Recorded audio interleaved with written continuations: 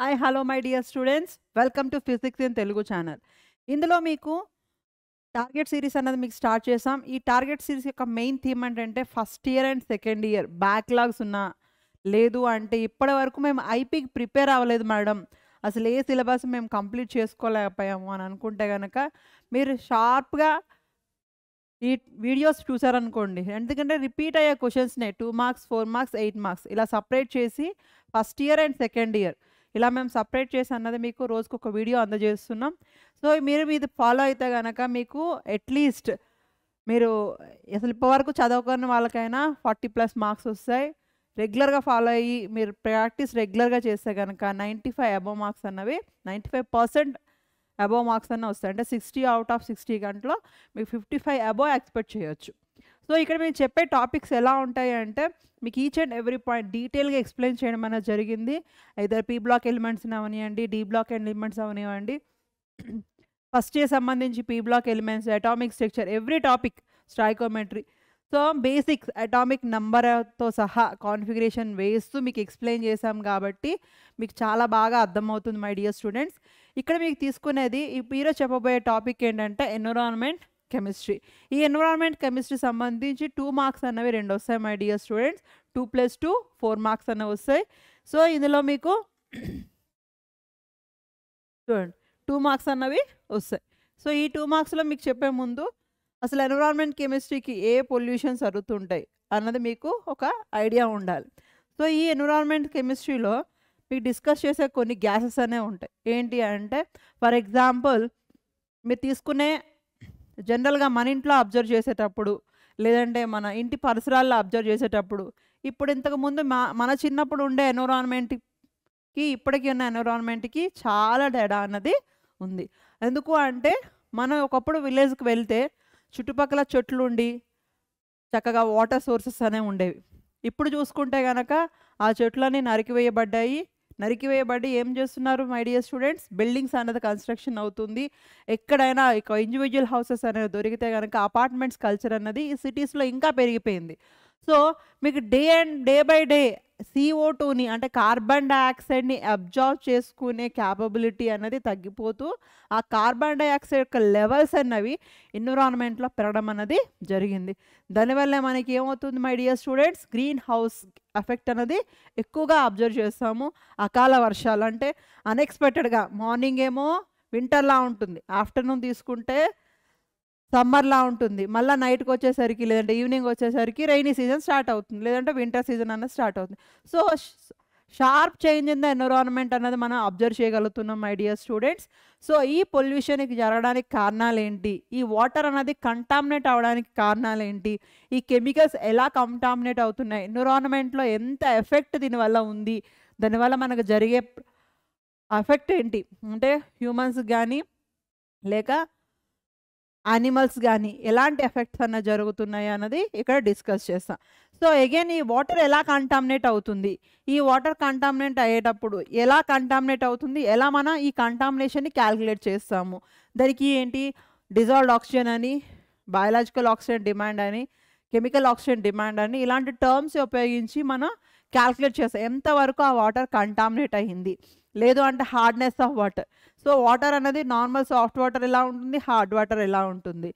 For example మన ఎన్విరాన్మెంట్లో అంటే గాలిలో ఎయిర్లో oxygen levels, sulphur dioxides, nitrous oxides ఈ లెవెల్స్ పెరగడం వల్ల యాసిడ్ రెయిన్స్ అనేవి వస్తాయి.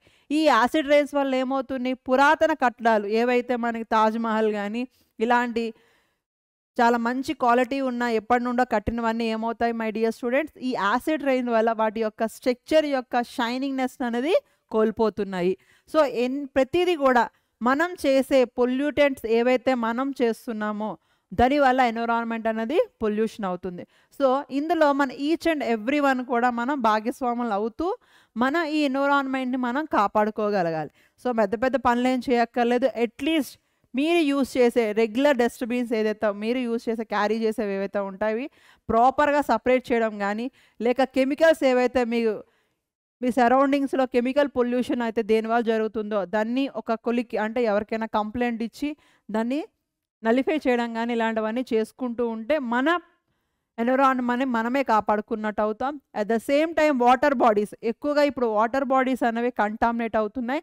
ఎప్పుడైతే ఈ వాటర్ బాడీస్ కంటామినేట్ అవుతాయో సో సర్ఫేస్ లెవెల్ వాటర్ అనేది కంటామినేట్ అవుతుంది. ఎప్పుడైతే సర్ఫేస్ లెవెల్ వాటర్ కంటామినేట్ అవుతుందో they go for the ground water. Again this ground water సరౌండింగ్స్లో ఉన్న ఏరియా సప్లై అయ్యే వాటర్ అన్నది ఏమవుతుందంటే మై డియర్ స్టూడెంట్స్, అక్కడ తీసుకునే వాటర్ సోర్సెస్ వల్ల అక్కడ డిఫరెంట్ డిసీజెస్ అనేవి రావడం అనేది జరుగుతుంది. ఓకే, సో మనం టాపిక్కి వెళ్ళే ముందు the first one is what is COD, chemical oxygen demand. ఈ కెమికల్ ఆక్సిజన్ డిమాండ్ మనం ఎలా చెప్తామంటే my dear students, so it is a index of the measurement of degree of pollution of water, degree of pollution of water. So ఎంత water మేరకు pollutant అయ్యింది అన్నది మనం ఇక్కడ మెజర్ చేస్తాం. So contaminated in the water bodies. So ఒకప్పుడు water బాడీస్ని చాలా ప్యూరిఫైగా ఉండేవి. సో డైరెక్ట్గా ఆ వాటర్ని మనం చేతితో తీసుకుని తాగే విధంగా ఉండేవి. ఇప్పుడు వాటర్ బాడీస్ ఎలా ఉన్నాయి, ఊరు డ్రైనేజ్ మొత్తం ఆ వాటర్లోనే కలుస్తుంది, లేక బయట హౌస్ డ్రైనేజ్ మొత్తం. మన బెస్ట్ ఎగ్జాంపుల్ హుస్సేన్ సాగర్ తీసుకోవచ్చు.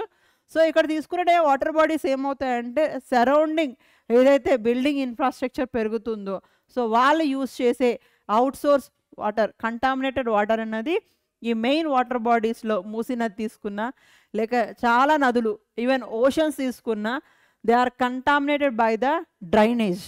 సో ఇంతవరకు కంటామినేట్ అయింది ఈ వాటర్ బాడీ అన్నది క్యాలిక్యులేట్ చేయడానికి ఉపయోగించేదే కెమికల్ ఆక్సిజన్ డిమాండ్. సో ఈ COD is the amount of oxygen required to oxidize organic substance present in the pollutant water. So that is called as chemical oxygen demand. It is COD. Next one is what is BOD? It is nothing but biological oxygen demand లేదా biochemical oxygen demand అంటాం. It is the index of measurement of pollution level of sewage. అంటే వాటర్లో ఎంత level వరకు ఈ pollution అనేది ఉన్నది అనేది క్యాలిక్యులేట్ చేస్తాం. ఎలా క్యాలిక్యులేట్ చేస్తామంటే the amount of oxygen by suitable microorganisms present in water during the 5 days at 20 degrees Celsius. ఒక 20 degrees Celsius వరకు ఒక 5 days ఒక వాటర్ని స్టోర్ చేస్తారు. అందులో మైక్రో ఆర్గానిజమ్స్ ఎంత ఉన్నాయి, సూటబుల్ మైక్రో ఆర్గానిజమ్స్ ఎంత ఉన్నది, ఎంతవరకు దానికి కంటామినేషన్ అయింది అన్నది మీకు ఈ బయాలజికల్ ఆక్సిజన్ డిమాండ్ ద్వారా క్యాలిక్యులేట్ చేస్తారు. The next one what is oxide, which oxides caused for acid rain. ఇప్పుడే చెప్పుకున్నాం కదా, ఏ ఆక్సైడ్స్ అమ్మా, sulphur dioxide and nitrogen oxides. అవి డయాక్సైడ్ అవ్వచ్చు, ట్రయాక్సైడ్ అవ్వచ్చు. So these sulphur dioxide and nitrogen oxides and carbon oxides dissolved in rain water it is caused for acid rain. So ఈ acid rains ఎలా ఉంటాయి, నార్మల్గా pH scale తీసుకుంటే it is neutral, it is they go for the acid strength, it is base strength up to 14. So in between we have the 5.6 is the acid rain value. The pH value of the acid rain is 5.6. Okay, next, acid rains are harmful. Why? So give any adverse effects caused by the acid rains. మనం చెప్పుకున్నాం కదా ఇప్పుడే, ఈ acid rains వల్ల ఏమవుతుందంటే my dear students, మనం ఏవైతే buildings historical buildings ఉన్నాయో అవన్నీ రెడ్యూస్ అవుతాయి, లైఫ్ స్పాన్ అనేది రెడ్యూస్ అవుతుంది. The acid rains reduce the life of buildings and historical monuments, and the acid rain decrease the fertility of soil by reducing the pH value of the soil. Soil కుండాల్సిన pH value కంటే ఈ pH value ఏమైంది 5.6 కదా acid రైన్స్ది. So ఇది వాటర్లో వర్షాలు పడడం వల్ల ఏమవుతుంది, ఈ pH వాల్యూ అన్నది మీకు సాయిల్కి కలిసిపోయి మీకు సాయిల్ యొక్క pH వాల్యూని రెడ్యూస్ చేస్తుంది. Next, acid rains decrease quality of drinking water. Quality of drinking water, మామూలుగా మనం తీసుకునే డ్రింకింగ్ వాటర్ ఎంత ఉంటుందంటే ఆల్మోస్ట్ 5.8 నియర్ టు 7 ఉంటుంది, 5.8 to 5.56 అలా. సో అప్పుడైతే మన ఈ యాసిడ్ రైన్స్ వల్ల 5.6కి వచ్చిందో యాసిడ్ క్వాంటిటీ అనేది పెరిగిపోతూ ఉంటుంది. The acid rains decrease the productivity of fish in water.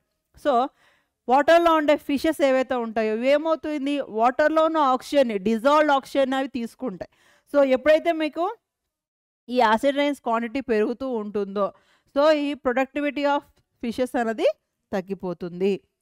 Okay, next what happen when holes are formed in ozone layer? Mention the harmful effect for the depletion of ozone layer. So ozone layer ఏం చేస్తుంది my dear students?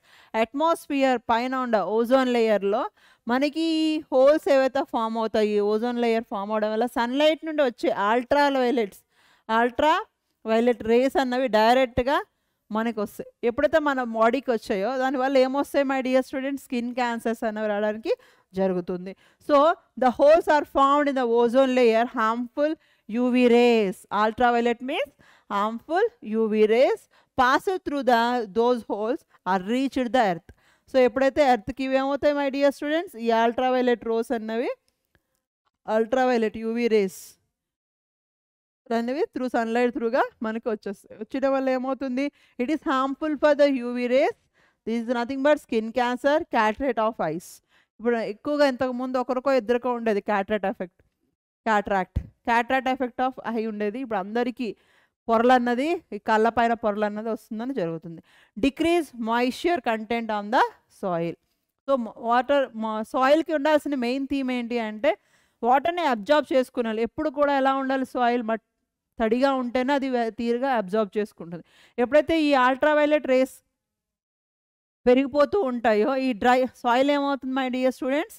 Absorb చేసుకునే water source అనేది తగ్గిపోతుంది. It is nothing but decrease moisture content of the soil.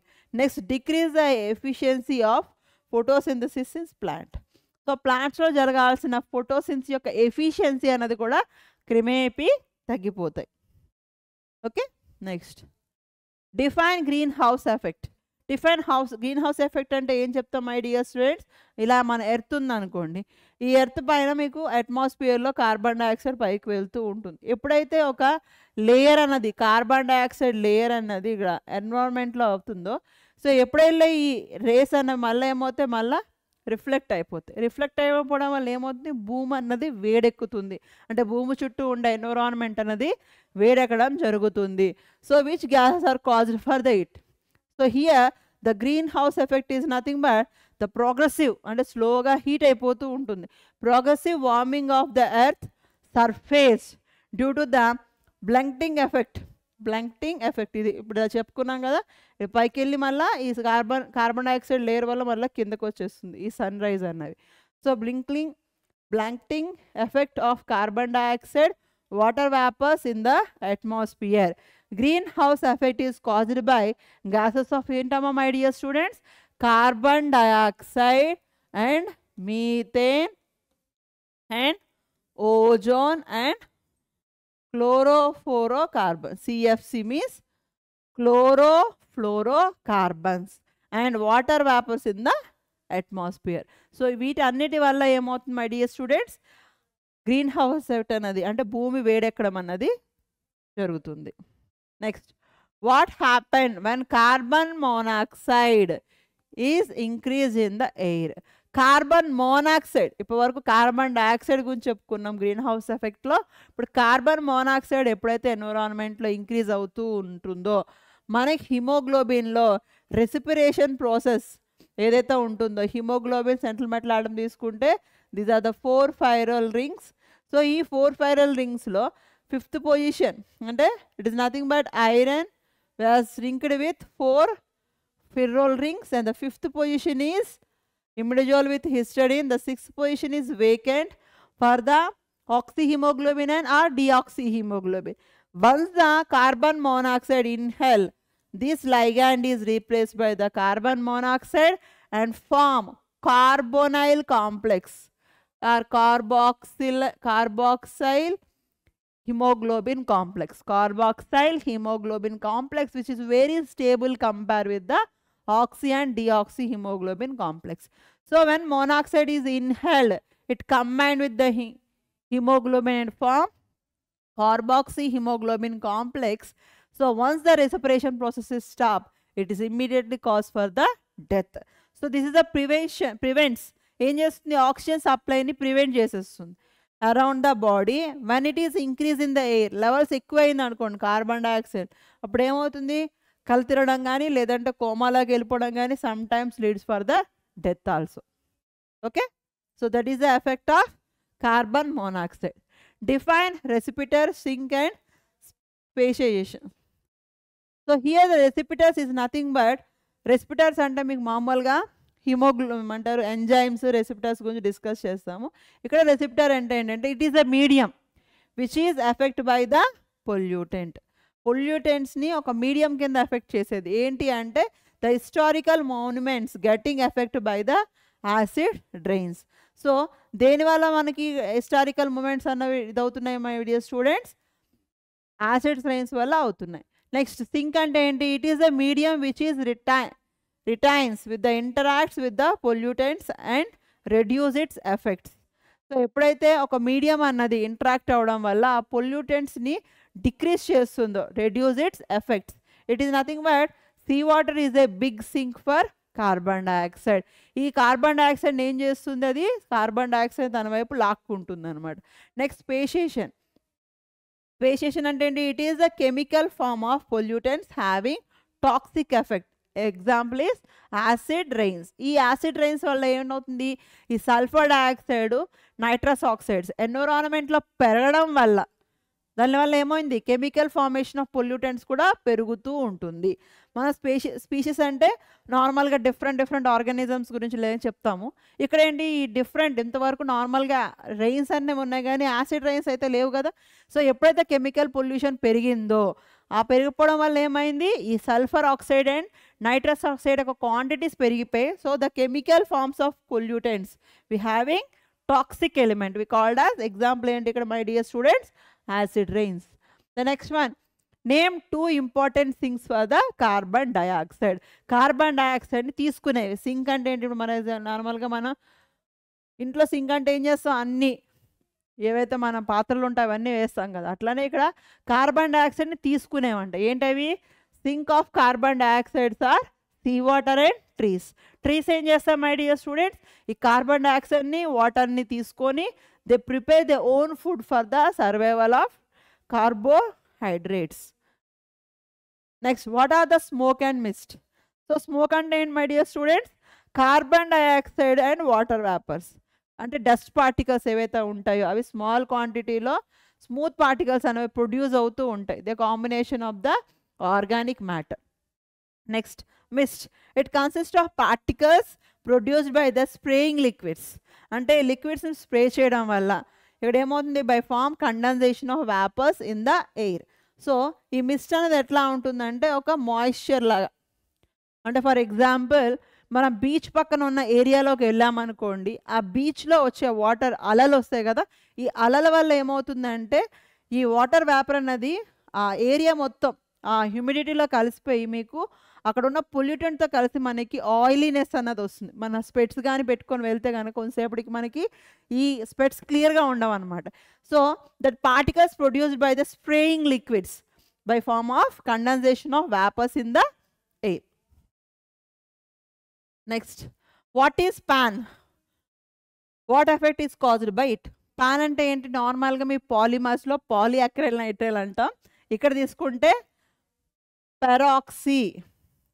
పెరాక్సైల్ acetyl nitrite. అక్కడేమో pan అంటే ఏంటి? పాలియాక్రైల్ nitrite is a polymer. అది వదిలేసేయండి.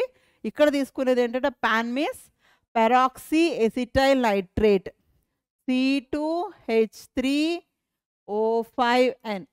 C2H3O5N. సో దీన్ని ఏంటి చేస్తారంటే it is a components of photochemical smoke. అంటే ఎన్విరాన్మెంట్లో వచ్చే ఒక పొగ, తెల్లవారు వస్తే చూడండి ఒక పొగ మంచు అలాంటిది అనమాట. Photochemical smoke effect by pan is it is very toxic. మనం మెయిన్గా ఇప్పుడు ఎన్విరాన్మెంట్లో తీసుకునేటప్పుడు మీకు ఢిల్లీ అలాంటి ఏరియాలో పొద్దున్నే ఈ వర్షం పడేటప్పుడు కానీ ఒక స్మోక్ లాంటిది వస్తుంది. ఈ స్మాగ్ పొగ మంచు అంటాం కదా. ఈ ఫోటోకెమికల్ స్మాగ్ వల్ల ఏమవుతుంది? We does not see anything in the map. So that way అందుకే మీకు ఈ ఫ్లైట్స్ అనేవి డిలే అవుతూ ఉంటాయి అన్నమాట.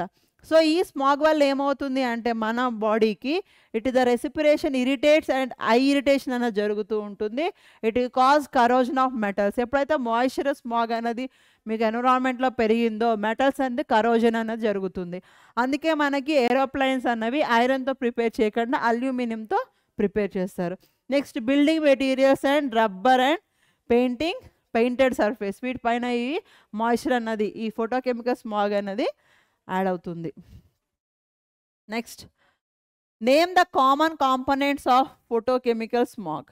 ఈ ఫోటోకెమికల్ స్మాగ్లో కాంపౌండ్స్ ఏంటి అంటే the smogs are ozone, nitric oxide, formaldehyde, acrolein and PAN. ఇప్పుడే చెప్పుకున్నాం కదా, peroxy acetyl nitrate. Next define pollutant and contaminant. పొల్యూటెంట్కి కంటామినెంట్కి డిఫరెన్స్ ఏంటంటే పొల్యూటెంట్ అంటే ఏమవుతుంది, ఏదైతే వేస్ట్ మెటీరియల్ వల్ల మనకి ఎక్కువ హార్మ్ఫుల్ ఉంటుందో అది pollutant for the human body. It is present in nature in gathering amount of natural abundance. అంటే ఏంటి, కార్బన్ మోనాక్సైడ్ కానీ, సల్ఫర్ డైఆక్సైడ్ కానీ, ఓజోన్ కానీ, ప్లాస్టిక్ మెటీరియల్స్, డిటిటి ఇలాంటివన్నీ పొల్యూటెంట్స్ అవుతాయి. కంటామినేట్ అంటే ఏంటి, వీటి వల్ల ఏదైతే కాజ్ అవుతున్నాయో ఏంటి contaminate, it is unwanted waste material which is less harmful for the humans. Contamination అంటాం. ఇప్పుడు వాటర్లో కెమికల్స్ కావడం వల్ల ఏమైంది, ఆ వాటర్ కంటామినేట్ అయ్యింది, దాన్ని మనం ఏం చేస్తాం, మనం ప్యూరిఫై చేసుకోవడానికి ఛాన్స్ ఉంటుంది. It does not అక్కర్ in nature but it introduced by the human activity. ఈ కంటామినేషన్ ఎవరి వల్ల జరుగుతుంది మై డియర్ స్టూడెంట్స్, మన వల్లనే, హ్యూమన్స్ వల్లనే కంటామినేషన్ ద ఎన్విరాన్మెంట్. ఇదేంటి, industrial effect, pesticides, MIC methyl isocyanide. ఈ గ్యాస్ వల్ల చాలామంది చనిపోయారు అప్పట్లో. Next what is harm caused by CFSC అంటే ఏంటి, క్లోరోఫ్లోరో కార్బన్స్ యొక్క ఎఫెక్ట్ ఏంటి. ఇది ఎక్కువగా రెఫ్రిజిరేటర్లోని, ఫ్రిడ్జెస్లోని లేక ఎయిర్ కూలర్స్ వల్ల వస్తుంది. దీనివల్ల ఏమవుతుంది my dear students, ozone layer, depletion of ozone layer, holes పడడం అనేది జరుగుతుంది. Then the UV radiation form from the sunlight direct to the earth, it is caused for skin cancer and cataracts. Skin cancer and cataracts. Next, what happen when fluorides present in water? ఇది ఎక్కువగా మనకి water సోర్స్లో, ఇంతకుముందు శ్రీహరి గారు ఇంతకుముందు ఉండేవారు కదా, hero Srihari గారు, ఇక్కడ హైదరాబాద్ నియరెస్ట్ ప్లేస్లో ఈ ఫ్లోరైడ్స్ వల్ల, ఆ వాటర్లో ఫ్లోరైడ్ క్వాంటిటీ ఎక్కువ ఉండడం వల్ల ఆ ఫ్లోరైడ్ని రిమూవ్ చేసే ప్లాంట్ అన్నది నిర్మించారు. సో ఈ వాటర్ ఫ్లోరైడ్స్ ఉండడం వల్ల మన టీత్ అబ్నార్మల్గా పెరగడం కానీ ఫ్లోరోసిస్ డిసీజ్ అన్నది రావడం అనేది జరుగుతుంది. So the excess of fluoride in present of water it called as fluorosis disease. Due to the fluorosis the colour of teeth turns into yellow in colour, the bones becomes weak. మన bones ఎలా ఉంటాయి my dear students, weak అయిపోతాయి.